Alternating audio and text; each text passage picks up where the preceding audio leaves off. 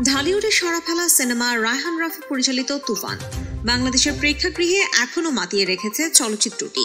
বাংলাদেশের বাইরেও এই সিনেমা নিয়ে আলোচনা তুঙ্গে। সম্প্রতি সিনেমাটি মুক্তি পেয়েছে প্রতিবেশী দেশ ভারতেও। তুফান নিয়ে দেশটির গণমাধ্যম আনন্দবাজারকেও সাক্ষাৎকার দিয়েছেন রাফি। সাক্ষাৎকারে তুফান নিয়ে নানা প্রশ্নের জবাব দেন হালের আলোচিত এই নির্মাতা। তবে সাক্ষাৎকারের শেষের দিকে তমা মির্জার সঙ্গে প্রেম ও বিয়ের গুঞ্জন প্রসঙ্গ চলে আসে। চলতি বছরেই নাকি রাফি তমার বিয়ে হচ্ছে এমন প্রশ্নের জবাবে পরিচালক বলেন, এখনো এমন কোনো পরিকল্পনা নেই। আরো কয়েকটা হিট সিনেমা পরিচালনা করি, তারপর বিয়ে নিয়ে ভাবা যাবে। সুরঙ্গ অভিনেত্রী তমা মির্জার সঙ্গে রায়হান রাফির প্রেমের গুঞ্জন বহুদিনের। তমার গেল জন্মদিনে বিষয়টি আরো বেশি পাকাপোক্ত হয়। এই দিন তমাকে শুভেচ্ছা জানিয়ে রাফি লিখেছিলেন, তোমার সাথে আরো একটি নতুন বছর কাটানোর সুযোগ পেয়ে নিজেকে ভাগ্যবান মনে হচ্ছে। চলো এই মুহূর্ত উদযাপন করি। শুভ জন্মদিন তমা।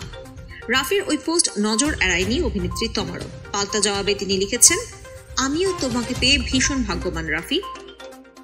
প্রিয় মানুষের কাছ থেকে জন্মদিনের উপহার প্রসঙ্গে অভিনেত্রী সে সময় বলেছিলেন, ভালোবাসার মানুষটি ঝুড়ি ভর্তি করে সব রঙের গোলাপ, বেলি, রজনীগন্ধা, টিউলিপ সহ পারলে ঢাকা শহরের সব রকমের ফুল যেন তুলে এনেছে।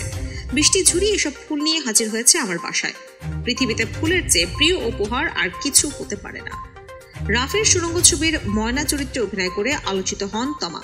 অনেকেই ধারণা করেছিলেন যে রাফি পরে তুফান ছবির নায়িকার একজন হিসেবে তমাকেই দেখা যাবে, কিন্তু পরে সেটা আর ঘটেনি।